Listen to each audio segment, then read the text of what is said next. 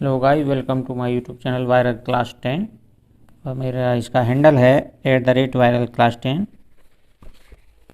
और हम कर रहे हैं कक्षा 10वीं का एनसीईआरटी मैथ बुक है और प्रश्नावली है 3.1 और आज उसका हम प्रश्न नंबर करेंगे 4।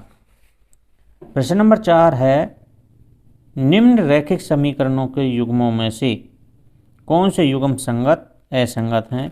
यदि संगत हैं तो ग्राफीय विधि से हल ज्ञात कीजिए।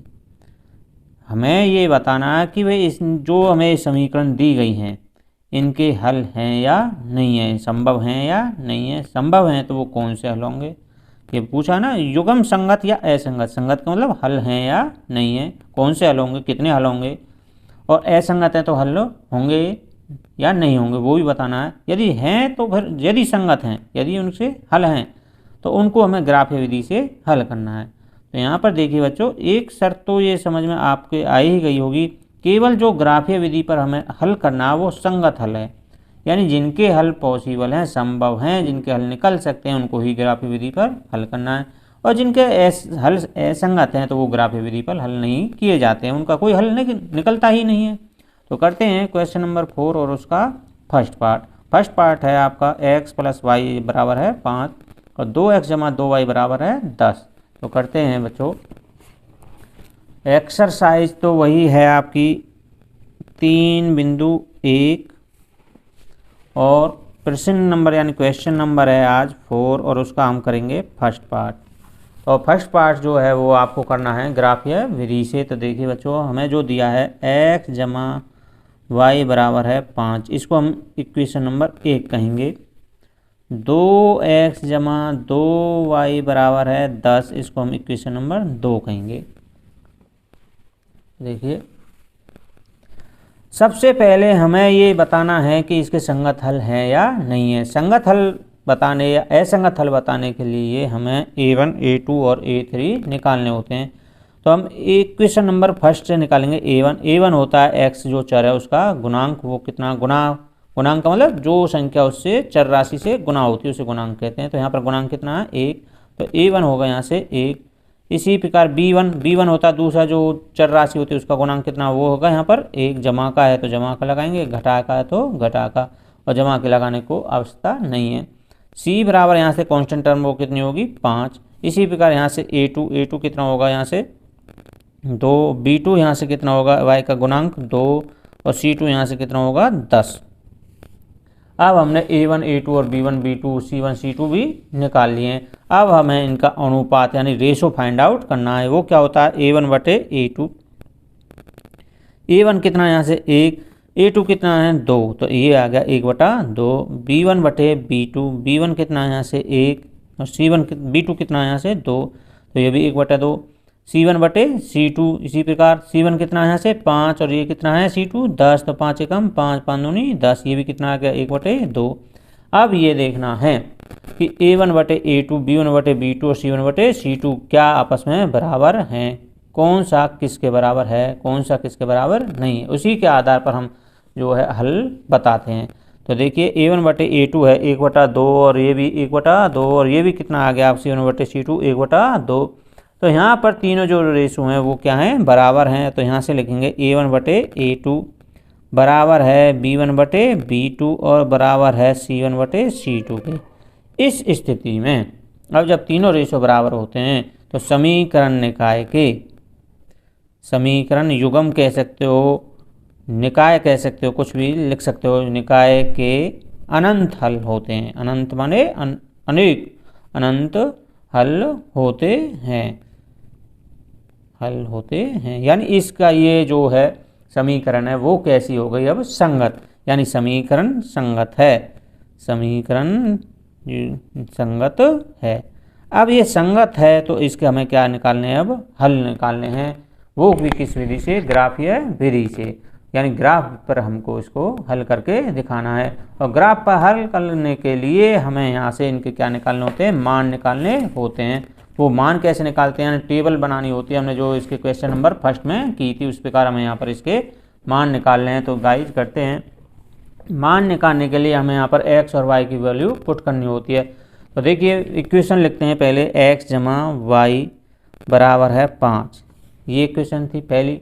यहाँ पर हम x और y की वैल्यू कुछ भी पुट कर दें तो हमें एक की हम जो चर राशि एक की वैल्यू पुट करेंगे तो दूसरे की निकल आएगी, और y की वैल्यू पुट करेंगे तो x की वैल्यू आ जाएगी। तो देखिए गाइस, सबसे पहले हम यहाँ पर x की वैल्यू पुट करते हैं। तो x बराबर हम पुट करते हैं 1, तो x की जगह हमें यहाँ पर लिखना 1, तो 1 लिख दिया, जमा में y बराबर है 5। y यहाँ पर रखेंगे, इस जमा को इधर ले जाएंगे तो किसका हो जाएगा, घटा का, तो 5 घटा का क्या हो जाएगा 1, तो y बराबर हो जाएगा 5 में से 1 गया 4, यानी हमें 1 रखने पर y की वैल्यू कितनी मिल गई 4, तो y यहाँ पर लिख लेंगे अलग, जो हमें ध्यान रहे। इसी प्रकार अब x की बार अब हम पुट कर लेते हैं 2, यहाँ पर 2 पुट करेंगे, 2 जमा में y को y रखना है, 5 हो जाएगा बराबर में, ये जमा का 2 इधर जाएगा, घटा का हो जाएगा, तो y बराबर है 5 घटा में 2, तो y की वैल्यू यहाँ से कितनी आ गई 3, तो यहाँ पे लिख लेंगे y बराबर है 3। ग्राफ विधि से हल करने के लिए हमें कम से कम 2 पॉइंट निकालने होते हैं, 2 तो हमें चाहिए, आप 3 भी निकाल सकते हो। तो देखिए हमने 2 यहाँ पर हल निकाल लिया, हमारा इनसे भी काम चल जाएगा और तीसरा भी हम निकाल सकते हैं। तो देखिए इसी प्रकार हम दूसरी जो इक्वेशन है 2x जमा 2y बराबर है 10, इसके भी हल निकालेंगे। तो यहाँ पर हम x बराबर देखिए यहाँ पर कर लेते हैं 2 पुट करते हैं, तो देखिए 2 गुना में ही तो है, ये 2 इससे गुना हो रहा है, जब तो इसका गुणांक कहा जाता है। तो 2 गुना में x की क्या रखेंगे 2 जमा में 2y बराबर है 10, तो 2 दूनी 4 जमा में 2y बराबर है 10, तो 2y को इधर रखना है और 4 को इधर ले जाएंगे, तो 10 घटा में क्या हो जाएगा 4, तो 2y बराबर है 10 में 4 के कितने बचेंगे 6, तो y का गुणांक कहाँ चले जाएगा बराबर संख्या के नीचे, 2 तिया 6, तो y बराबर कितना आ गया 3, तो यहाँ पर लिख लेंगे y बराबर है 3। एक बिंदु तो ये मिल गया है। अब की बार x की वैल्यू हम यहाँ पर पुट कर लेते हैं 3, x की वैल्यू 3 पुट करेंगे तो देखिए क्या होगा गाइस, यहाँ पर हमें x की जगह क्या रखना है 3, तो 2 गुना में हो जाएगा 3 जमा में 2y बराबर है 10, 2 तिया 6 जमा में 2y बराबर है 10, 2y को इधर रखना और 6 को इधर ले जाएंगे तो 10 घटा में क्या हो जाएगा 6, तो 2y बराबर है 10 में 6 गए 4, तो y का गुणांक कहाँ चले जाएगा बराबर संख्या के नीचे, ये आ गया नीचे 2 से 2 बार, तो y बराबर कितना मिल गया 2, तो यहाँ पर लिखेंगे y बराबर है 2। अब हमें इनकी टेबल बना लेनी है जिससे हमें याद रहे कि हमने कौन कौन से पॉइंट निकाले हैं। तो देखिए एक टेबल तो हम ये बनाएंगे, यहाँ पर लिखेंगे x और यहाँ पर y, हमने x पुट किया था 1, तो y कितना मिला था हमें यहाँ पर 4, x पुट किया था 2, तो y कितना मिला था 3, तो ये हमने किस इक्वेशन से बनाया x जमा 5 x जमा y बराबर है 5, इसको ऊपर लिख लेंगे जिससे हमें तो देखिए दूसरे जो इक्वेशन है 2x जमा 2y बराबर है 10, इससे हम दूसरी जो टेबल बनाएंगे तो x हमने लिया था 2, y कितना आ गया था 3, x ले रहे हैं अब की बार 3, तो y हमें कितना मिला था 2, तो यहाँ पर लिख देंगे इस इक्वेशन का नाम, उस इक्वेशन से हमने इसको बनाया है, उससे ध्यान रहेगा। तो देखिएगा अब हमने दोनों टेबल बना लिए, यानी उनके हमने निर्देशांक बोलते हैं इनको, यानी पॉइंट बोलते हैं, अक्ष भी बोल देते हैं इनको, वो हमने निकाल लिए हैं। अब इनसे हमें खींचना है ग्राफ। तो देखिए बच्चों ग्राफ किस तरह से खींचा जाएगा, मैं आपको ग्राफ से खींचकर बताता हूँ। तो देखिए इस तरह से हमें एक ग्राफ लेना होता है, ग्राफ पेपर होता है, यहाँ पर हमें ग्राफ खींचना है। तो देखिए सबसे पहले हमें यहाँ पर अक्ष ड्रा करने होते हैं, ये जो कॉलम है सभी 1-1 सेंटीमीटर के खाने होते हैं, यहाँ पर हम बीच में खींच लेते हैं। आपको स्केल से खींचना मैं आपको बता देता हूँ, बिल्कुल लाइन सीधी हो जाएगी। तो इस तरह से ये एक्स अक्ष होगा, इधर होता है एक्स डैश अक्ष, इधर जो उल्टे हाथ की तरफ एक्स डैश होता है और सीधे हाथ की तरफ एक्स अक्ष। इसी प्रकार हम बीच में खींचेंगे वाई अक्ष,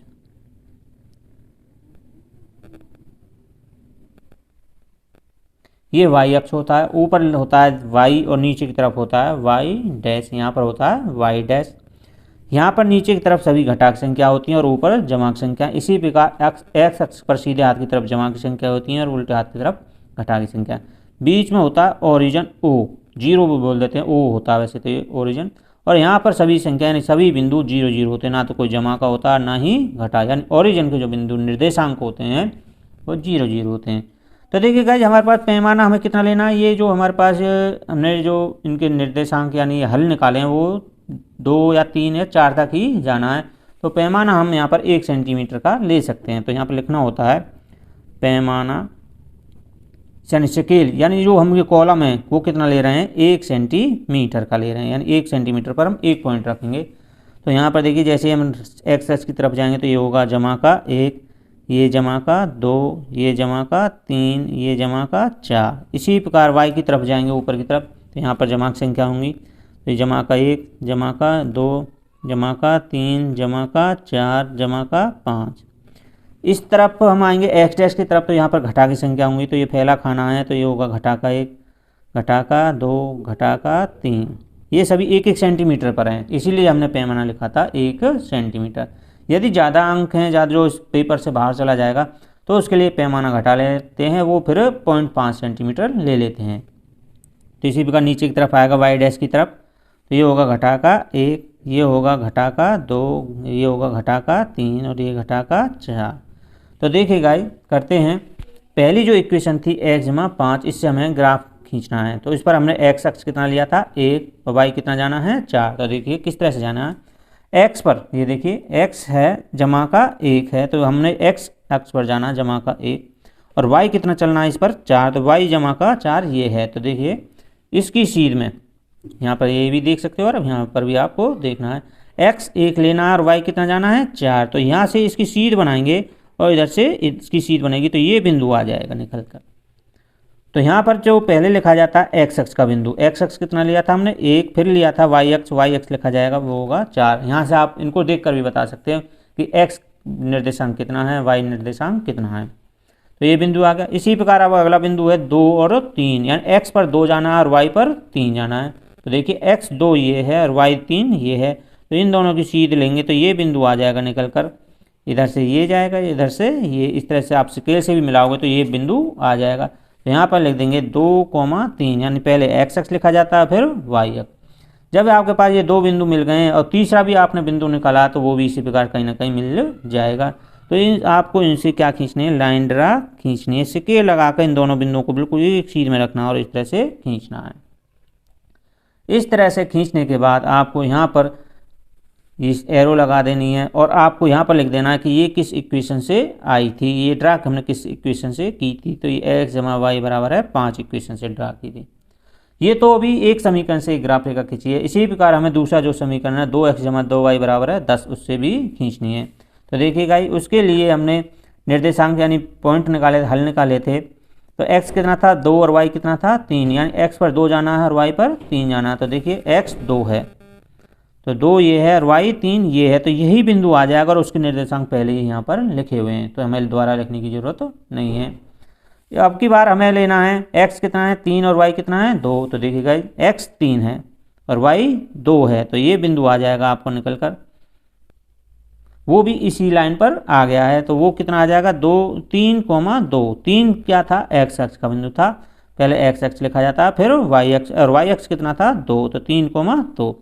तो देखिए हमने 2 जो बिंदु निकाले थे वो दूसरी जो समीकरण थी 2x जमा 2y बराबर 10, उससे ये बिंदु और ये बिंदु आया और वो बिल्कुल इसी रेखा पर आ गए हैं। इसी प्रकार और बिंदु जो निर्देशांक निकालते तो वो भी इसी लाइन पर आ जाते। तो इस अनंत का मतलब है जो दूसरी जो समीकरण थी उससे जो ग्राफ रेखा खींचनी है वो भी इसी के ऊपर खींची जानी है, यानी 2 ग्राफ रेखाएं अब कैसी हो गई है, संगामी हो गई हैं। तो इस प्रकार गाइस आपको दूसरी इक्वेशन लिखने की कोई वैसे तो जरूरत है नहीं, लिखोगे तो आप लिख सकते हो, तीर लगा कर लिख सकते हो 2x जमा 2y बराबर है 10, क्योंकि दोनों ही संगामी रेखाएं हो गई हैं। तो इस प्रकार हमने ये जो ग्राफ की विधि से इसको हल किया है। तो यहाँ पर आप लिख सकते हो कि समीकरण निकाय या समीकरण युग्म, यहाँ पर भी लिख सकते हो और आप क्वेश्चन में भी लिख सकते हो। तो समीकरण युग्म या समीकरण निगम निकाय के ग्राफीय रेखाएं संगामी हैं, ये भी आप लिख सकते हो। तो इस प्रकार गाइस हमने क्वेश्चन 4 और उसका फर्स्ट पार्ट कर दिया है। और यदि आपने अभी तक मेरा चैनल सब्सक्राइब नहीं किया तो सब्सक्राइब कीजिए, बेल आइकन पर ऑल को क्लिक कीजिए, लाइक कीजिए और शेयर कीजिए। और इस एक्सरसाइज से जुड़े क्वेश्चनों के सभी लिंक आपको इस वीडियो के डिस्क्रिप्शन में मिल जाएंगे, आप वहाँ से भी उनको देख सकते हो या मेरे वीडियोज में जाकर उनके देख सकते हैं। चलिए आगे करते हैं क्वेश्चन 4 और उसका सेकंड पार्ट। तो देखिए गाइस अब हमें क्वेश्चन 4 और उसका सेकंड पार्ट है x माइनस वाई बराबर है 8 और 3x घटा 3y बराबर है 16, ये करना है। तो देखिए किस तरह से करेंगे, फर्स्ट पार्ट की तरह ही इसको किया जाएगा। तो यहाँ पर है क्वेश्चन नंबर 4 और उसका सेकंड पार्ट।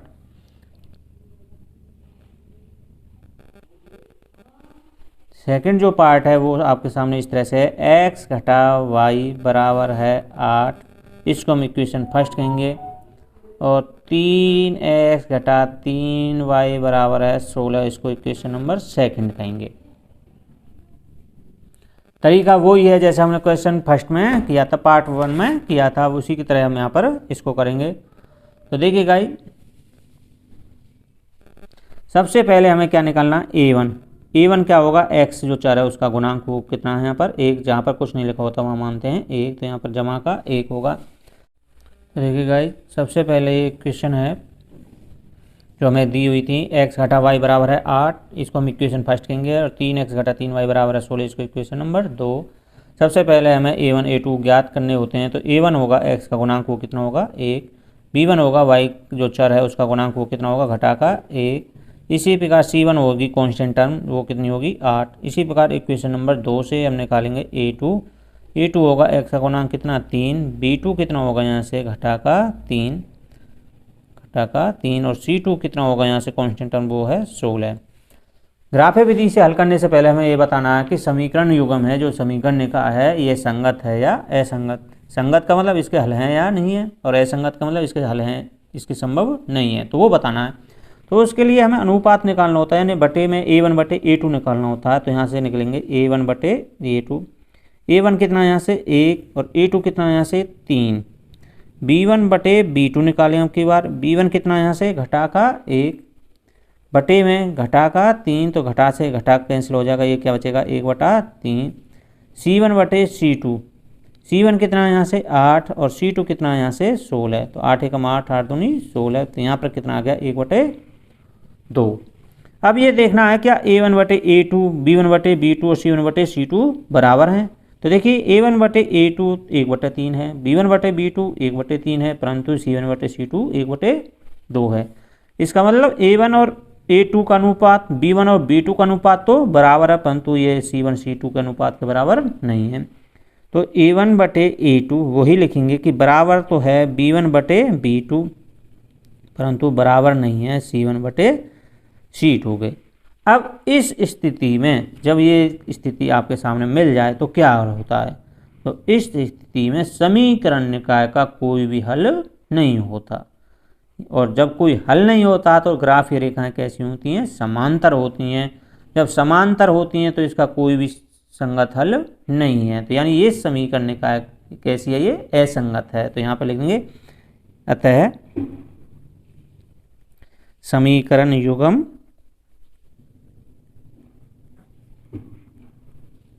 असंगत है। उसने यही पूछा था पहले कि संगत है या असंगत है। असंगत है तो इसका कोई भी हल नहीं होगा, और उसे हम ग्राफ रेखा पर नहीं दर्शा सकते। अगर दर्शा भी दें तो वो कैसा होगा, समांतर रेखाएं होंगी। और हमें जो ग्राफ की रेखा खींची है, केवल क्वेश्चन में जो लिखा है संगत समीकरण की ही ग्राफ रेखाएं खींचनी हैं। तो इसलिए अब ये जो क्वेश्चन है यहीं पर समाप्त हो जाएगा। और अभी तक आपने मेरा चैनल सब्सक्राइब नहीं किया तो सब्सक्राइब कीजिए, बेल आइकन पर ऑल को क्लिक कीजिए, लाइक कीजिए, शेयर कीजिए। और आपको इस एक्सरसाइज से जुड़ी हुई सभी क्वेश्चनों के लिंक मेरे इस वीडियो के डिस्क्रिप्शन में मिल जाएंगे, आप वहां से वीडियो देख सकते हो या वीडियोज में जाकर देख सकते हो। थैंक यू भाई।